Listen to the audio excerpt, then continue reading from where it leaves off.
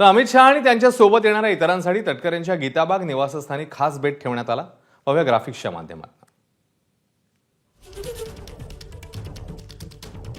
तर या भोजनाच्या वेळेचा मेनू नेमका काय होता, तर आमरसपुरीचा बेत करण्यात आलेला. यासोबतच साबुदाणा वडा देखील होता.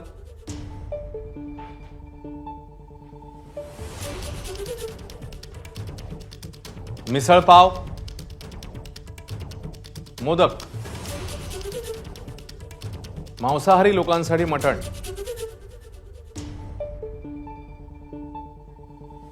असा बेत या भोजनाकरता करण्यात आलेला. दरम्यान तटकरेंच्या निवासस्थानी अमित शहा भोजनासाठी आले असता निमंत्रण असूनही शिवसेनेचे स्थानिक आमदार आणि मंत्री भरत गोगावले हे मात्र अनुपस्थित राहिले. गोगावलेंनी स्नेहभोजनाच्या कार्यक्रमाला जाणं टाळत मतदारसंघातल्या हनुमान जयंतीच्या कार्यक्रमाला हजेरी लावली. गोगावले अनुपस्थित राहिल्यानं पालकमंत्री पदासंदर्भातल्या वादाची चर्चा पुन्हा एकदा पाहायला मिळते.